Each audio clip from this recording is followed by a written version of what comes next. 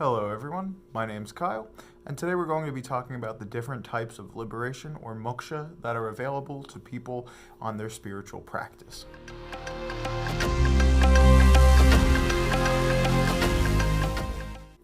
Now, the different types of liberation that exist are mostly going to be brought through the Buddhist and Hindu mythologies or beliefs on the structures of the world.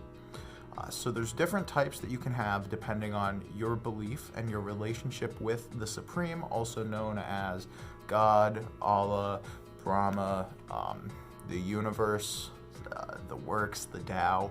There's many different names for this. Even aloha is another name for this entire experience that you and I are just a part of and experiencing as an individual. So the first type of liberation that is available to people is called Sayugya, which in Hindi, now granted Hindi is a modern language, but it means combination. And this form of liberation is when your spirit merges into Brahman. Sometimes people can refer to this as samadhi, which is a step on the yogic ladder that we have discussed previously. And this is pretty much characterized when people have out-of-body experiences. It's parallel to the same experiences people have when they become a born-again Christian, or if you experience the white light at the end of the tunnel before you pass out, or if you have a near-death experience. These are considered to be types of merging with Brahman. Now, not all of them will be the same. The ultimate characteristic of this form of liberation is feeling completely connected with this universe and feeling that your place is, one, justified, and two, okay. Now, typically in these, you do feel bad for harming other people, but that is because you understand your divine relationship to everything in this moment. Now, that being said, this is the first type of liberation that we have, and this is the only one that's available to people who are non-personalist. They're impersonalists in their belief, or basically they don't see a personal relationship that they can have with the Supreme Being, which is this universe, this world that we exist in. So this is the only type of moksha or liberation that is available to them, and it is only temporary, and at some point you're going to fall back down. This is why people, when they typically do psychedelics, will end up saying that, oh, I was so high or whatever, and they felt connected with this world, this peace and tranquility, but it comes to an end. And it is the same with this type of transcendental liberation. That is, unless you create a personal relationship with this world, your clarity will come to an end. And that's because, with Buddhism, one of the major points that's highlighted in there is that the only thing that stays constant is the change in this world. So the only type of liberation that's available to you, unless you dedicate all of your actions through bhakti yoga, nonetheless karma yoga and jnana yoga to an extent, but bhakti yoga for the most part, which is devotional service and all things you do, is the only way to have consistent liberation with everything you do. And liberation, I'll make a video explaining that, but I figured the types of liberation would be a better way to start on what it is. So this is going to move me to the forms of liberation you can experience when you have a personal relationship with everything. So the first one is called Samyepa. Pardon my pronunciation if this is not correct. This basically means that you have a personal relationship. So with Hinduism, they have this pantheon of deities that exist.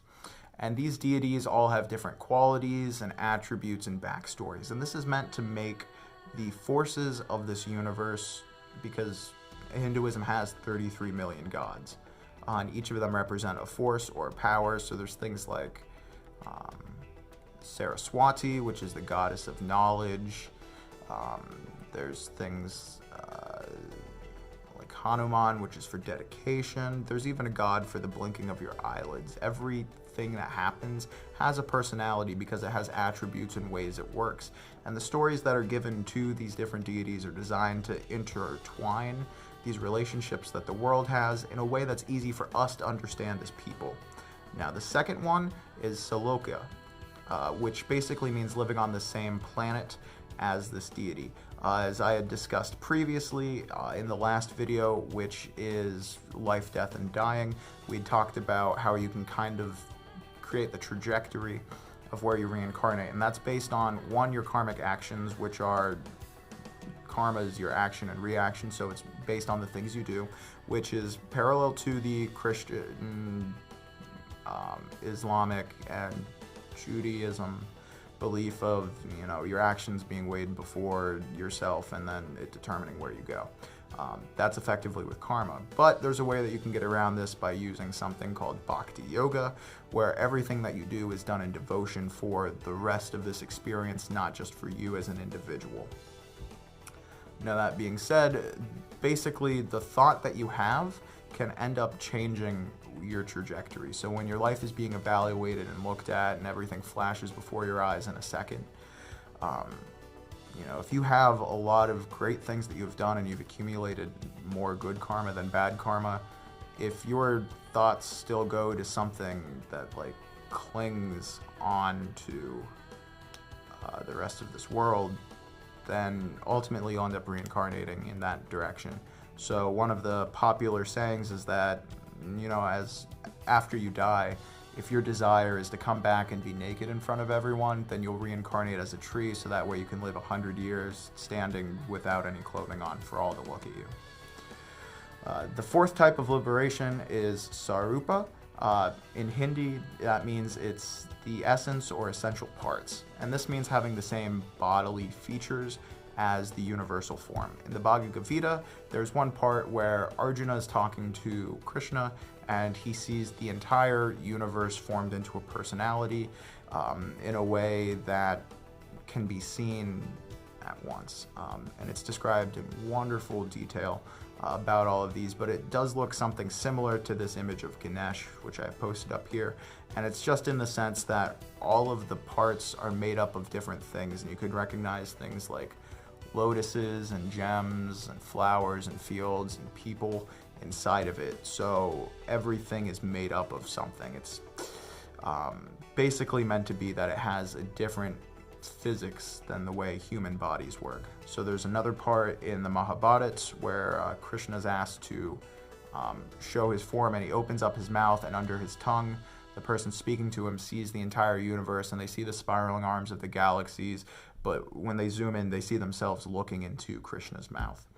So although in our bodies we may have the same elements, the water, earth, fire, air, and ether, to the extent that they exist within us through the molecules and elements that we have that comprise the human body, you know, we may be the same quality, we may have the same parts, but it's not the same quantity. And this is one of the forms of liberation, which is having everything.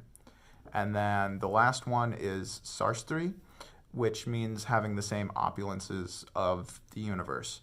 And this would be having knowledge of everything, having wealth beyond all things, fame, strength, beauty, and renunciation. Now, when I say renunciation, I'm talking back to the video posted last year about what lust is. And when I say this, I mean that you're not looking at other things and desiring them for you. You're seeing yourself in a part of all things and giving up your actions accordingly to help everything instead of take it selfishly for yourself. Now, that's not to say that if you don't see, you know, Jesus, Muhammad to some extent, Krishna, these are the main avatars that are really looked at, that you're meant to live on the same planet with, you know, go to heaven, effectively, when I say live on the same planet, to live with after this life. If you don't believe in that as the ultimate being, you're still able to have the liberation of merging yourself with everything and feeling interconnected. But if you use the individuals that exist that emanate these messages, you can basically put it in a way that they give you reminders of how to act appropriately, or to use the intrinsic qualities given to you as an individual or your dharma to act in different situations, and helps guide you through what you do. Thank you for watching. If you have any questions, feel free to drop a comment below. I will answer it to the absolute best of my ability. Thank you for watching. I love you all.